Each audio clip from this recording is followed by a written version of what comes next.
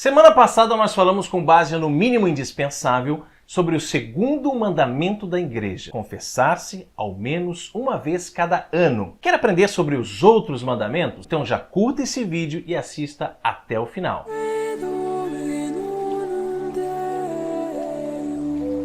Vinde, ó Deus, em meu auxílio, socorrei-me sem demora. No vídeo passado vimos que o sacramento da reconciliação, da penitência ou a confissão é o lugar em que o pecador experimenta de maneira singular um encontro com Jesus Cristo, que se compadece de nós e nos dá o dom do seu perdão misericordioso e também nos faz sentir que o amor é mais forte do que o pecado cometido. E hoje nós vamos falar sobre o terceiro mandamento, que é comungar ao menos pela Páscoa da Ressurreição. Você já deixou o seu like aí? Então curta agora, viu? Então, antes de mais nada, nós vamos relembrar rapidamente quais são os 5 mandamentos da igreja. Você vai decorar, hein? Primeiro, ouvir missa inteira nos domingos e festas de guarda. Segundo, confessar-se ao menos uma vez cada ano. Terceiro, comungar ao menos pela Páscoa da Ressurreição. Quarto, jejuar e abster-se de carne quando manda a Santa Madre Igreja. E quinto, pagar dízimos segundo o costume. E este terceiro mandamento ele foi criado para garantir um mínimo na recepção do corpo e sangue de Nosso Senhor em ligação com as festas pascais, que são a origem e o centro da liturgia cristã. E isso nos diz o Catecismo da Igreja Católica, no número 2042. E além do catecismo, você pode conferir também esse preceito no Código de Direito Canônico, lá no cânon 920. Porque o terceiro mandamento da igreja pede que se comungue uma vez por ano por ocasião da Páscoa da Ressurreição, hein, Carol? Qual que é? Por que esse mandamento? Vamos tentar explicar? A pergunta é muito apropriada, Porque algumas pessoas podem se escandalizar com esse mandamento, questionando se não seria muito pouco, comungar apenas uma vez por ano. Então explica para nós, Carol. De acordo com as diferentes situações, várias posturas foram tomadas pela igreja ao longo da história. Enquanto em algumas épocas predominou um rigorismo quando as pessoas só muito raramente se aproximavam da comunhão, hoje se experimenta certo desleixo na recepção da Santa Eucaristia, E muitas pessoas sequer têm escrúpulos, por comungar em pecado mortal. É sério, hein?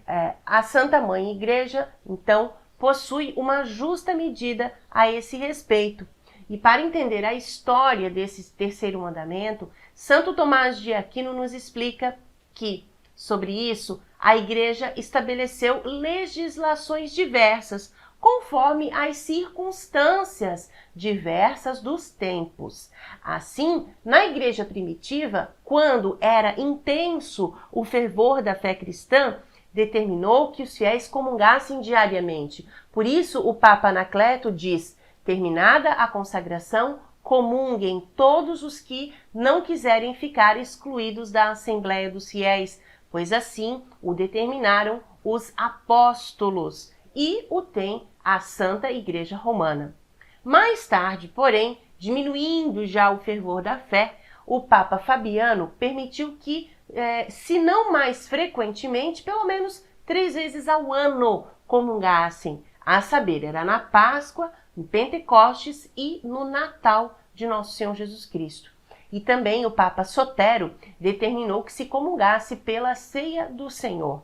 Mas depois, pela multiplicação da iniquidade, tendo arrefecido ainda mais a caridade de muitos, o Papa Inocêncio III decidiu que os fiéis comungassem, pelo menos uma vez por ano, na Páscoa. E aconselha, porém, outro documento que se comungue todos os domingos. Então ficou estabelecido, desde o 4º Concílio de Latrão, que cada fiel de um ou de outro sexo, chegando à idade da razão, confesse lealmente, sozinho, todos os seus pecados a seu próprio sacerdote, ao menos uma vez por ano, e receba com reverência, ao menos pela Páscoa, o sacramento da Eucaristia. a não ser que, por conselho do próprio sacerdote, por um motivo razoável, julgue que deve abster-se por certo tempo.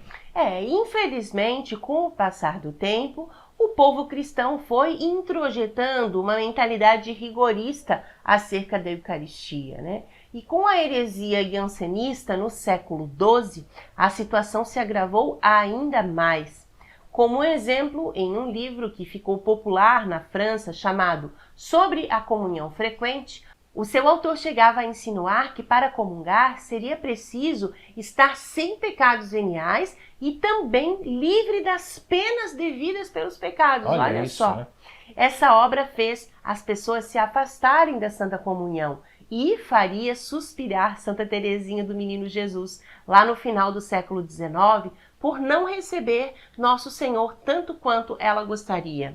Anos mais tarde, atendendo aos apelos de Teresinha, o Papa São Pio X, grande admirador da Santa Carmelita, incentivou os fiéis com seu extraordinário tino pastoral à comunhão frequente. Durante o seu pontificado, publicou vários decretos e discursos sobre o assunto, ficando conhecido por isso como o Papa da Eucaristia. O Papa São Pio X ensinava que a comunhão frequente e diária deve estar aberta a todos os fiéis cristãos de qualquer ordem ou condição, de modo que ninguém que esteja em estado de graça e aceda com intenção reta e piedosa à Sagrada Mesa possa ser impedido dela. E em 1919, o decreto Quam Singulari, Sua Santidade também falou da importância da comunhão para as crianças. E estes ensinamentos são a fórmula básica da Igreja e valem até os dias de hoje.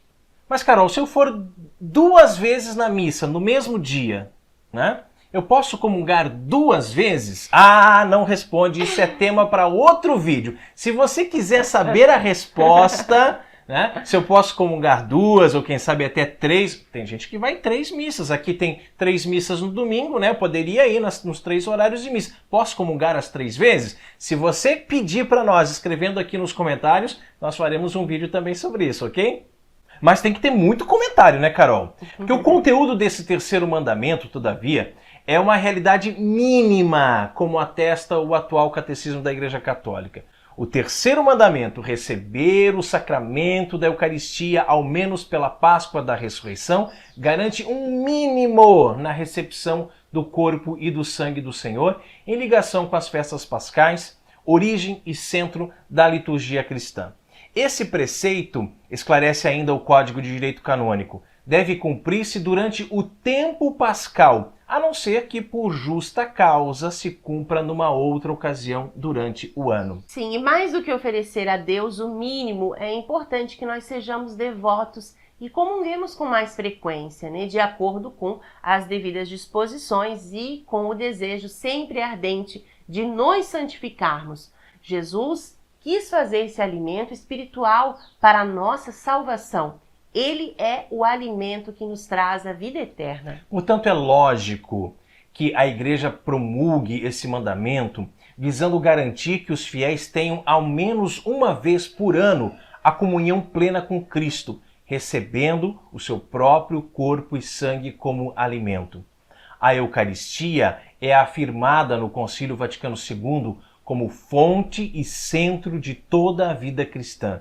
Dela, os fiéis se nutrem. E isso é algo tão importante que os 2 últimos papas dedicaram um documento inteiro para escreverem sobre ela. São João Paulo II escreveu a encíclica Ecclesia de Eucaristia, onde faz a relação da Eucaristia com a Igreja. E Bento XVI escreveu uma exortação apostólica pós-sinodal denominada Sacramentum Caritatis, onde define a Eucaristia como fonte e ápice da vida e da missão da Igreja. Portanto, todo cristão que já recebeu a primeira comunhão e que não tenha nenhum impedimento de comungar, deve cumprir este preceito. Não por obrigação, mas porque precisamos para a nossa vida espiritual. Quem não pode comungar, também está convidado à comunhão espiritual. Para receber este sacramento tão importante para a nossa vida, o fiel deve estar em estado de graça, ou seja, não ter cometido nenhum pecado mortal.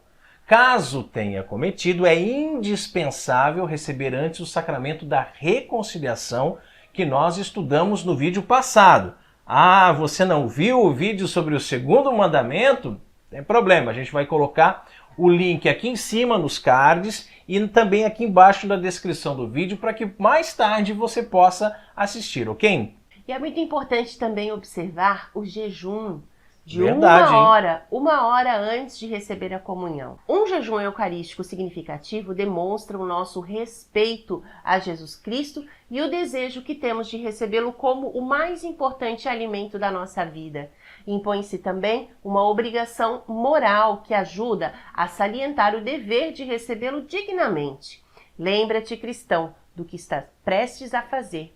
Pondera com cuidado se estás em estado de graça, de modo que possas aproximar-te do Senhor Jesus Cristo e comungá-lo da maneira mais devota. E se você quiser que nos aprofundemos mais nessa questão do jejum eucarístico, escreva aqui nos comentários e poderemos até fazer um vídeo, né, Carol, falando mais sobre esse assunto, ok? Verdade. E nós queremos também lembrar que a forma ordinária, ou seja, a forma comum, principal de receber o corpo de Cristo é nos lábios e de joelhos. Receber Jesus nas mãos é apenas uma concessão que foi dada aos fiéis, mas é uma forma extraordinária. Então, se você quiser informações mais detalhadas também sobre esse assunto, a gente pode gravar um vídeo aqui no canal, né? Basta que você escreva aqui nos comentários pra gente. Então hoje vimos o terceiro mandamento da Igreja: comungar ao menos pela Páscoa da Ressurreição.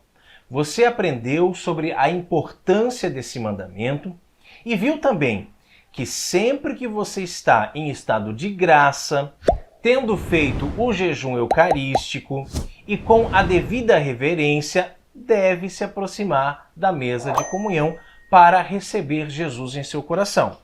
Se puder, o faça diariamente. Se não, ao menos aos domingos. Mas o mínimo indispensável, vamos lembrar mais uma vez, é uma vez por ano, por ocasião da Páscoa do Senhor. Glória ao Pai, ao Filho e ao Espírito Santo, assim como era no princípio, agora e sempre, por todos os séculos dos séculos. Amém. Você ainda tem alguma dúvida sobre o terceiro mandamento da Igreja? Escreva aqui para nós nos comentários e já dê um like aqui nesse vídeo, né? Caso você não tenha dado like ainda, tá? Para os próximos vídeos nós falaremos sobre os outros dois, o quarto e o quinto mandamentos da Igreja. Se você quiser, já pode mandar aqui nos comentários também suas perguntas, suas dúvidas sobre esses mandamentos. Nós vamos procurar respondê-los nos próximos vídeos, ok? Isso aí, compartilhe esse vídeo com seus amigos, seus familiares, lá nas suas redes sociais, principalmente nos grupos de WhatsApp, né? Porque isso alcança mais pessoas e isso nos ajuda muito a evangelizar. E se você ainda não é inscrito no nosso canal, tá perdendo tempo, hein? Se inscreva agora para continuar recebendo os nossos vídeos. Não esqueça de clicar no sininho na opção todas as atualizações, pois assim você não nos perde de vista, não perde nenhum conteúdo aqui do nosso canal, porque além de novenas, podcast, né, e de lives, nós temos vídeos diários sempre ao meio-dia. Isso mesmo, e siga-nos nas nossas redes sociais, você pode inclusive falar com a gente pelo WhatsApp. O link para todas as nossas redes sociais vai estar aqui na descrição desse vídeo, viu? Deus abençoe, salve Maria!